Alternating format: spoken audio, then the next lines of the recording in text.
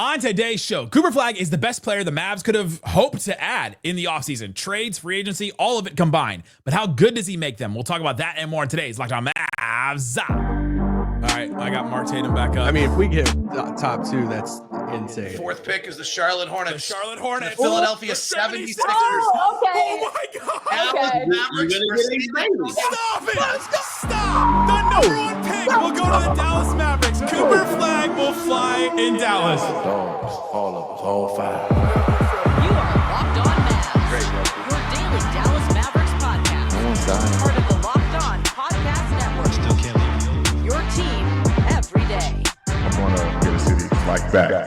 And welcome. You're locked on to the Dallas Mavericks, your team every day. My name is Nick Angstadt, media member covering the Dallas Mavericks for 10 years. Thanks for being an everydayer, making Locked On Mavs your first listen. Today's episode, I'm joined, as always, my co-host, media member covering the Dallas Mavericks for 10 years, right alongside me, the We Back Boy, the One More Thing King. What you got for me, Isaac Harris? I'm back from traveling, back in Dallas. Welcome. Nothing like being back and it being the hottest day of the year so far in Dallas. So I was like, yes, the 90-degree weather, let's do this. But it's supposed to be 80 all week. Yeah, I'm excited. It's good. Good Memorial Day weather tomorrow. Maybe. I think there's some rain and stuff. But thank you for everybody who serves and listens to our podcast. Yeah. In the military, and we get some people who reach out and stuff from that, and obviously the ultimate sacrifice that our men and women make for our armed forces. So thank you. Yeah, absolutely. Thank you to everybody listening. I know we have military people that listen for sure, in overseas and in different places here at home and all that. I know that I've talked to a lot of you, and so thank you so much for all that. And this is a day that we celebrate by like eating hot dogs and stuff, I guess. So weird. Here we are. Today's episode, we're going to get into how Cooper Flagg fits into the playoffs that we're seeing right now. We'll talk about the Western Conference Finals, the Eastern Conference Finals. We've got two different series that have kind of played out in different ways, but are similarly they're similarly 2-1, both of them. So we'll talk about those. We'll talk about that. We'll also talk about Mavs guard rumors. We got some rumors from Mark Stein and Jake Fisher about the Mavs and their potential to get a guard in the offseason. They may have gotten some good news on that front. So we'll talk about that and more. But let's get into this. Cooper Flagg is the best player the Mavs could have hoped to get in the offseason, right? Like, you think about any kind of trade the Mavs would want to do, and I can't think of a player the Mavs would have gotten in a trade, free agency, or whatever that is as good as Cooper Flagg is going to make them, or that is as good as Cooper Flagg. Even just his first year, maybe you could have talked me into like, oh, they could get Durant, but I don't think they were going to go that direction. I don't think they were going to go the all in and get somebody like that. So for what the Mavs were going to go try and do, I think Cooper Flagg in his rookie year is going to be better than any other player the Mavs would have traded, like just a Gafford for, or a PJ Washington for, or whoever else.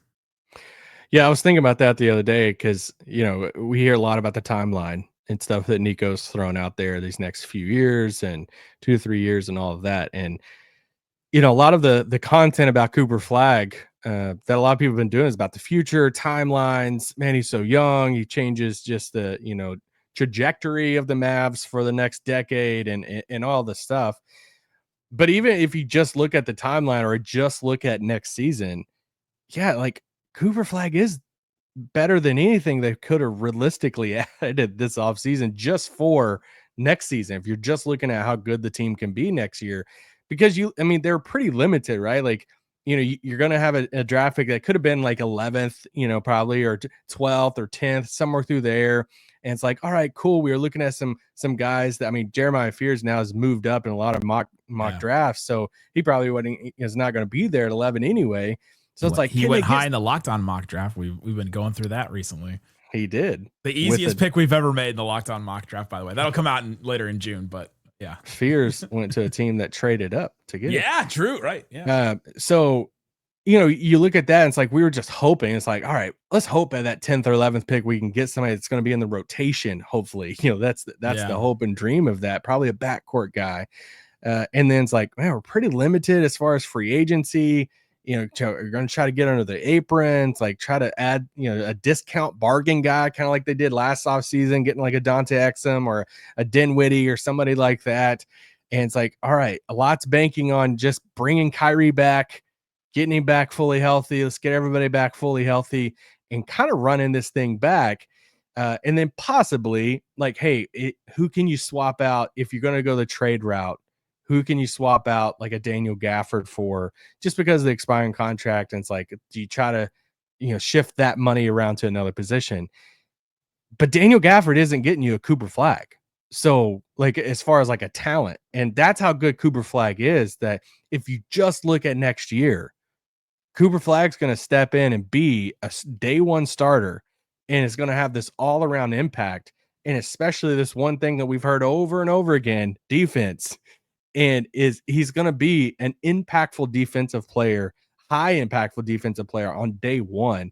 And that's the thing that whether you're pro Nico and pro timeline of like, hey, this is what I want to be, right? Like we're going all for it now, or you're pro future and all this stuff. Cooper Flagg does both of that for both camps. Yeah, he makes them better right now for sure. And that's why they are going to go that direction. I did the episode on Friday about how the Mavs, the trying to do the two timelines is going to be a very difficult thing for them to do. And teams succeed, but they succeed in a very small window trying to do that. And then the next phase is there's always like some kind of disaster where you go like, how did that team end up being where they are now? But I think in a way though, the two timeline things is kind of like a blessing though. It tells you that they had like half a timeline before all this happened. So just the fact that there are two now is nice. Well, I'm just saying, it's like you look at two timelines thing, or when I hear two timelines, it's like, dang, that's so difficult. Like, man, how are you going to even do that type of thing? But if you look at it from different angles, like, man, it's pretty good that you got a player, or sometimes when teams try it, two players that are good enough that you're like, man, we could have a young timeline, and you also have players that are good enough to have like a current timeline too. And when you look at like the two timeline examples and stuff, I think a lot of those examples, or a lot of teams that have tried it, they haven't had the young prospect as good as a Cooper Flagg. Don't push whatever button you're about to push on your dumb soundboard. I got a soundboard for you. I need to give you. I'm so excited. Explain yourself. Are you saying that I'm looking at it as a negative, but you're looking at it as a positive? Is that what you're trying to tell me? It's kind of like adding Tim Hardaway as like a free agent. It's like a trade deadline move. If you just try to think of it that way, and guys, Rick Welts is already planning the Kyrie Irving. Yeah, it's gonna happen. Adding Kyrie Irving at the trade deadline is better than anything you could have added. That is the move that you're making. And that's what they're gonna say. It's awesome. I love it. We can pre-record that episode, I think. We should pre-record it. And it's like, hey, we're recording this now, and then see how different it ends up being. But how good does Flagg make them right now? You're bringing in a 6'8", 6'9" guy that can handle the ball, can defend multiple positions, can protect the rim, shot 38% from three last year, is a really good passer and playmaker. We keep hearing about that. We talked about that with Locked On Blue Devils host on Thursday night. And you're like, you just keep hearing all these great things about him. You're like, you don't get that player in the NBA, especially one as young, obviously, and the upside and all that, but just even what he's going to be year one. You don't get that player just out of the blue. Like those players aren't around that often. Like the last one that was like available, I feel like was like Ben Simmons, and even Ben Simmons is just like a completely different player than what Cooper Flagg is going to be. Well, just look at the teams kind of left in the playoffs right now. You look at a New York team that has OG and Mikal Bridges. You look at an Indiana team with Siakam and an Aaron Nesmith, who's a little bit shorter and stuff than what Flagg is, obviously. But you go over to the West and you're looking at Anthony Edwards. You're looking at Jaden McDaniels at 6'9", 6'10". You're looking at Julius Randle. You look at OKC and it's like they got bodies for days that they're throwing out there with J-Dub and obviously Chet and stuff playing the four at times. But they struggled with size, like the size of the big wings. They struggled with PJ last year. Yeah, so it's like you want. Like they're going to be such a big team next year. And I know Jason Kidd said this on with DLLS the other day, our friends over there, about, man, Cooper Flagg could even run the two at times. I think that's pushing it just a tad. But even if you do run lineups out there in which Cooper's at the two, I mean, to potentially have a Cooper, PJ, AD, Lively 4-man, like that's pretty insane. You still can PJ be the point of attack guy? Because I think that's one of the things I'm watching in these conference finals is the importance of a point of attack defender on these guards. You have a Halliburton, a Brunson, an SGA, if you want to say an Anthony Edwards, and it's like go across the board. Jaden McDaniels, Lou Dort, Aaron Nesmith has been amazing on Brunson, and Mikal Bridges. All 4 of those guys are, I mean, if you're going to rank point of attack defenders, they're all 4 right there near the top. I mean, Aaron Nesmith has skyrocketed up those rankings probably. So it's like, who's your guy that is the point of attack defender for next year? Is Cooper Flagg quick enough with his feet? Is it PJ? And if not, who can you get? Because it's not Klay at this point in his career. So you got to figure that out at some point. Yeah, that's going to be an interesting thing to try and figure out.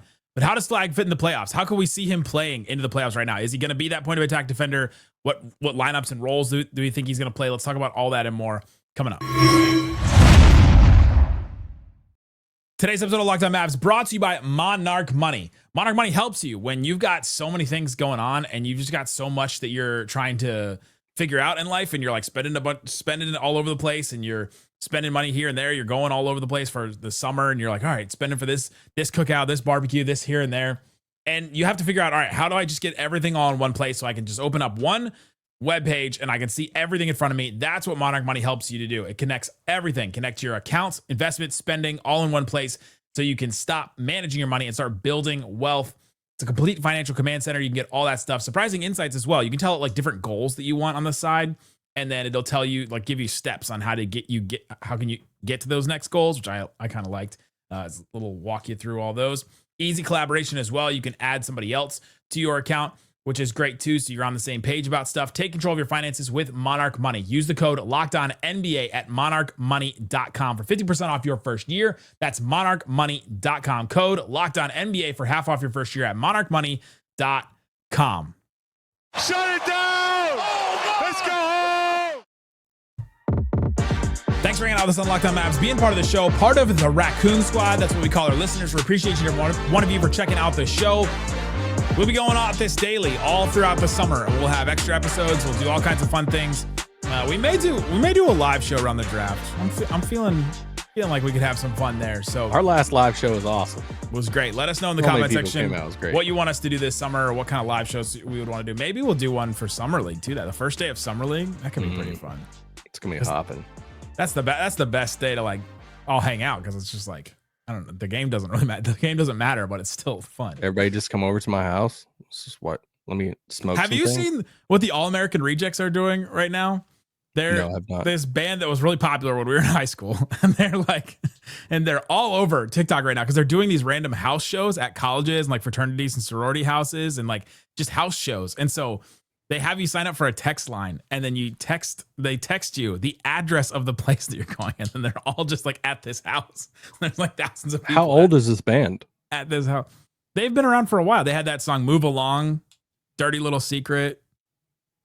So they're just going to like gives college people's houses, but they're like building up this new younger generation of listeners, which I found fascinating. But anyway, we should do that, where you just text you, all right, this is the address, and everybody just go to the address. Oh, okay, yeah, that's cool. Yeah, let's do that. How does Cooper Flagg fit in the playoffs right now? As we're watching these final 4 teams, you talked about needing that point of attack defender. I don't personally think he's going to be that guy. Watching some of his stuff, I think that he is not the like quick twitch, stay in front of a guard. Maybe with his size, maybe he can be that. I mean, Jaden McDaniels. You mean he's not a taller Christian Braun? I don't think so. We got that comment. Right. Christian Braun. I just gotten so many great comps. Kevin McHale was, I think, my favorite one. Oh my God, that's maybe the worst one I've heard. But I don't think he's going to be that point of attack defender right away. I think he's going to be an awesome, like, bigger wing defender, help defender, all that. And maybe the Mavs would have better rim protection than any of these teams left in the playoffs, and so maybe they can win in a different way. Yeah, I've been looking at a lot of because I think one of the things about these final 4 teams in the playoffs right now is where did they finish in the defensive rankings? And I think 3 of the other 3 outside of OKC finish outside the top 10. But defense wins championships. Well, so And the defense wins championship thing. I went through this recently when I was like, all right, what have we learned about these teams? And you got to prove that you could be top 10 in both at some point in the season, because OKC obviously was 1 in defense. Minnesota was 6th in the whole season. You had Indiana that was 13th, but from January to the end of the season, they were 10th. So they're top 10. The Knicks were 16th from January to the end. They're like the exception, but we've seen the Nuggets recently win. You just got to prove at some point you have a really competent defense in order to get there, and you got to make up for it on the other end if you can't. that's the thing. I think you have to be competent on defense, but I think you're going to win the title with an offense. You got to be able to score with people. I mean, you saw that game the other night, and what did Minnesota put up 130 something points or something like that. So you got to be able to put up points. And so I've been watching a lot of on offense and looking at now the options that Dallas. I mean, we watched a Dallas team at the end of last season, or like, can Brandon Williams get us some buckets? And it's like, we need something here, to where you should be able to, you know, as you hit the final stretch of next season, that second half of next season, look at the options you should be having on offense. You should have a Kyrie Irving that's coming back, getting it rounded in the shape and all that stuff. You're going to be able to run things through Cooper Flagg. You're going to be able to pick and roll different stuff. And then obviously you have Anthony Davis. Like, those are 3 options there that you're going to be able to run things through, not just like 4, because you can run stuff for Klay Thompson, him coming off a screen, or, pin down, whatever it is. But it's like you can run stuff through those 3 guys, or whoever you bring in that we're going to talk about in the next segment as a, Kyrie stopgap. You're going to have these different options to where you're not scraping the end of the barrel of, what's Dinwiddie got for us tonight? Or Brandon Williams, like, you're playing awesome right now. And you're seeing that with, like, I think the Pacers would give OKC so much more trouble, if we want to say that, than New York, because they have multiple options that can run offense through. It's not just Halliburton. They can run offense through Siakam. They're running offense through Nimhard at time, who can run pick and roll and get into the paint and stuff. And it's like, you have these multiple guys to where you look at New York and it's like, all right, if Brunson's not getting into the paint, you're really asking, Cat to throw some crazy stuff up. Can Mikal Bridges, OG's not breaking down people. Like, you have these like 3-and-D more type of wings. They need more creation. And so that's the thing that gets me excited about Dallas offensively next year, that you're not just adding a 3-and-D guy type of guy in Cooper Flagg. You can run stuff through him, and they're going to have multiple options on offense that they can run stuff through that they just haven't had, post trade. I think the Knicks thought that they could run stuff through Mikal Bridges. And I think at this level of the playoffs, your options just wane down. Like, I don't think they're boys become men. I don't think they're running stuff through Cooper Flagg if they're in the conference finals next year. It is so hard. But yes, I see what you're saying. But to have an option that, like, let's just say AD goes down, it's game 3 of a conference finals, and AD goes down with an ankle twist and he's out for the second half. I think Cooper Flagg's going to be good enough to throw the ball at the dunker spot, or throw it at the high post, or the nail ISO, you're throwing it to him there and saying, hey, give me a bucket or make a decision at times. I think he's that good that you're going to be able to do that. Not every time down the floor. You're not doing that in conference finals but I think he's going to be good enough to have those moments or stretches. Yeah, you hope, for sure. And I'm hoping that I've seen a couple of moments for him where he's got a little, like, Raphael talked about the drive spin move. He went to that a ton, but sometimes he'll go off that spin move. He'll go into like a little mid-range jumper. That one, you can just get whenever it feels like. Brunson is doing it. Siakam is doing it.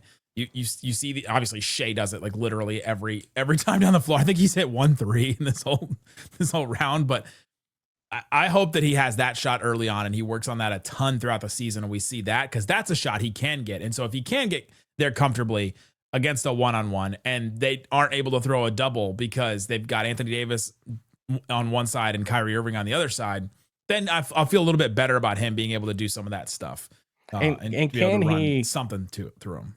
Yeah, and I think the ceiling of them offensively is going to be determined on what he can do from the perimeter. Because it's like you're seeing like Cat with New York right now, and it's really pushing some things when they're giving Cat the ball at like 28 feet out. And at the end of this game, yesterday, and yeah, he hit some crazy threes, and he got to the basket in that stretch in the fourth. I mean, he won the game for him in the fourth, scoring 20-something points there. But it's like the goal shouldn't be to give Anthony Davis. I don't know if Anthony Davis is the guy you're giving the ball 30 feet from the basket and saying, all right, clear out, type of thing. Yeah. So if he's not, and you have Kyrie, like you almost need a second guy who can get into the paint and can create a little bit. And who's going to be better if they have PJ and Cooper Flagg out there? Let's say they keep them both. Who's going to be, or is one of those guys going to be good enough on offense to say, get the ball to him? And when they're doubling Kyrie and they're, scrambling or something, can you get into the paint and get us a basket or get us a good shot? That's where their ceiling of their offense will be determined of how quickly I think Cooper can create from the perimeter. You need to be able to change the geometric shape of like the floor on offense, basically. And you need to be able to start in different spots, right? You start with Anthony Davis on either one of the wings. Kyrie can start anywhere he wants. And then we'll see where Cooper Flagg's able to start his first year. But you're seeing some of these teams get limited. Like the Timberwolves have been so limited in like the places where they can start and initiate their offense against this Thunder team, except for in game 3, because they could do anything they want. It really felt like game 4 of the finals last year, where it was like the Mavs could just do anything they wanted in that game. Coming up, let's get into some rumors about the Mavs getting a guard this summer. Did it get easier for them? And what are some options? We'll get into that and more coming up.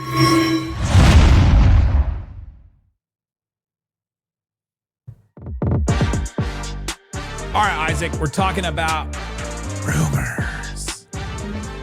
rumors. According to Jake Fisher and Mark Stein, is it according to Mark Stein, if Jake Fisher writes it in the Stein line, Mark Stein's Substack, like does according to the Stein roads, line according from to Fisher, who writes for Stein. Yeah, according to Stein via Jake Fisher, there have been rumblings all season to the Mavericks either using that option as a starting point guard for an extension or based on an entirely new deal have been. Oh, sorry, that was about Kyrie. Sources tell the sideline that Dallas will be looking to add a capable starter this summer who could later transition into a complementary role once Irving has returned to active duty. Obviously, that makes sense. Jason Kidd literally said almost those exact words on when he did that interview recently with our friends over at DLLS. And then this is the part that I kind of perked my ears up. Some rival caps strategists, meanwhile, have suggested that limited financial flexibility after an Irving re-signing might not completely hamper the Mavericks' efforts to find a high-level guard, since they'll be able to offer the carrot of an opportunity at the minimum. This is the thing where I think that Mavs are getting some good news. With how tough the CBA is, there's nobody out there, really, with cap space that it's like going to have it. I don't know that there's going to be bidding wars for a lot of guys. The big part of this piece was talking about Kyrie and James Harden, that they should be the two big free agents out there that a bunch of teams are bidding for, and like nobody is able to, basically. And those guys. I don't think Brooklyn's bidding on Kyrie. I was gonna say, and then or James Harden. Yeah, I'm just making. You think they're out on? You think they're out on both of them? I would go out on a limb and say they're out on both. Yeah, I think Joe Tsai looks at that and goes, you know what? I had that experience already. Sean Marks might, yeah. And so you look at what the Mavs have, and you're like, all right, well, the Mavs only have a minimum contract to potentially offer, but at least with that minimum, you give the option of opportunity, because all right, you're going to come in and you're going to start for probably 3 months for us, and that's an opportunity for a guy to go prove himself, like what Tyus Jones wanted to do with the Suns last year. Remember when the Suns got Tyus Jones, and we were all just so baffled, like how did they get a guy that good? At that, the Mavs shouldn't pitch that situation. They shouldn't be like, "Hey, look at Tyus Jones. This is what we want to do." Just act like I'm pitching that to Mavs fans listening, saying it could be a situation like that. Hopefully, it works out better than that situation. But if someone like that is an overqualified role player, wants to prove himself but hasn't gotten the opportunity yet, they could come get a minimum from the Mavericks, get a ton of opportunity, and then go out there and maybe the year after, because the Mavs probably couldn't re-sign him, go get a bigger deal somewhere else. Yeah, this is why campaign is a huge option. Tumultuous. They went to DeLon Wright. The Knicks went to DeLon Wright. Yeah, you remember DeLon Wright? When the Mavs added DeLon Wright, we were like very excited about DeLon Wright on the Mavs. Yeah. How many children did you have when that story happened? Didn't you only have one kid at that point? DeLon Wright, big Corral Bob guy.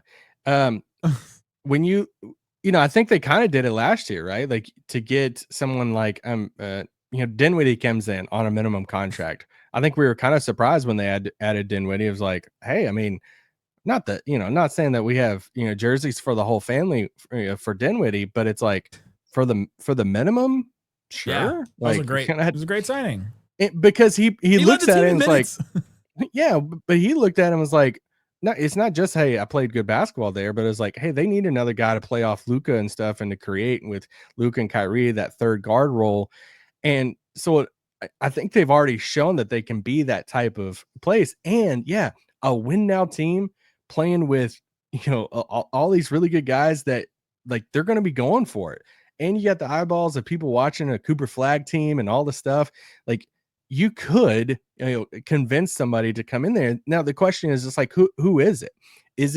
Is Malcolm Brogdon going to get a ton of more money from someone else? I don't know. Like, but Malcolm Brogdon on the minimum, maybe he's injured a lot, but Ben Simmons. No, I'm just kidding. Just kidding on Ben Simmons. But when Ben Simmons and Cooper Flagg next to each other would be wild. You could do the Jason Kidd jumbo lineup. But when you look at guys, I think more realistic guys that you're looking at and saying, all right, minimum contract. You're talking like a Dennis Schroeder. You're talking about a Chris Paul. I don't think you get Dennis Schroeder on the minimum right now. I think the Pistons sign him back. Okay. But it's like those are the type of guys that like you're not getting Harden at minimum. Tyus Jones, like Fred VanVleet's, they're probably going to work out something with that contract. Giddey's a restricted free agent. So then I think the name that, I'm not like in love with it, but this is the type of guy that like fits the bill of this conversation is a D'Angelo Russell. Is like, because of not like, I'm not the biggest fan. It's because of the money. Like, look at the money that D'Angelo Russell's made in his career. He's had a decent contract for much of his career.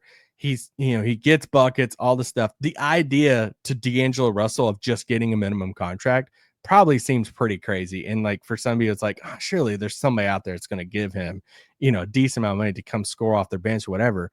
It's that type of guy that it's like, hey, dude. That you could see the conversation of a Nico Harrison with him. It's like, hey, Kyrie's going to come back maybe January, hopefully before the trade deadline. You could come in here, start for 3 or so months, and like you're going to have the ball a ton. I don't think he's the right fit. I wouldn't go after him. I'd personally go after Chris Paul over him because you have so many other offensive options you kind of want to go with. I'd go for a Chris Paul, maybe a Dennis Schroeder, but I don't know, team fit stuff with Schroeder, depending on who you talk to, like culture wise is yeah. It worked for the Pistons, but he was a midseason. Yeah, but it didn't work for the other 28 teams that he's played for. So that's true. It worked for Team Germany. Just don't ask Maxey about it. Don't ask Maxey. Westbrook, he feels like a Nico guy. Like, but Chris Paul, I would prefer Chris Paul over D'Angelo Russell or Russell Westbrook. Can you convince Chris Paul to come to Dallas on a minimum contract? And then part of your pitch too is, hey, like whenever we sign you, you could play here for 3 months. And then, like our goal is for Kyrie to come and basically replace you. But if you play really well, like we'll try to find you a different option somewhere else in the trade market. Like they probably don't want to do that. If you play really well, they want to keep you and like they would want him to come off the bench in the 6-man role. That's why I think a Chris Paul would be great with Cooper Flagg, with setting up AD, with all the stuff. He's old. He's going to get targeted on defense, all the stuff. Like I get it.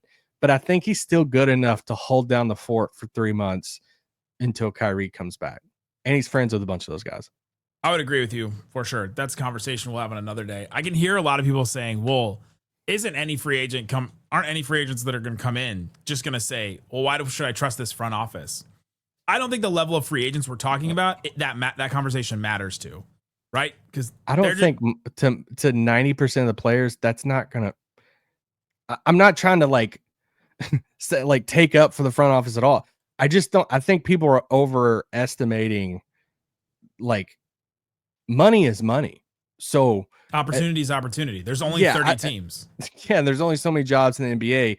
I don't think you're going to be looking at one of these minimum guys and say like, hey, Tyus Jones. He's like, I don't know if I want to go to Dallas because they traded Luka. I don't think these conversations are happening. Like I've never been in the camp that I think that their reputation is now done with players around the league and all this stuff. Maybe for the highest of highest levels of players that is trying to determine their future for the next 10 years or something like that, that is already at that all-star superstar level and is debating on coming there over like 3 or 4 other teams and like something like that. I think that's the only conversation that it's like happening, but that's not really happening anywhere type of thing. So I just don't think that matters a lot. No, if the Mavs had max cap space and they were having meetings like the Kevin Durant meetings with the Warriors and the Celtics and whoever else, that it would matter then, and we'd be talking about it every day probably. Or if Giannis was a free agent and they had cap space, and Giannis is looking at 3 or 4 teams with max cap space, and Dallas is one of them, that's probably, I would understand that conversation then. Like, I'm committing the next 7 or 8 years, hopefully, of the second half of my career to a franchise. I want to hear how this went down, why it went down, all the different stuff.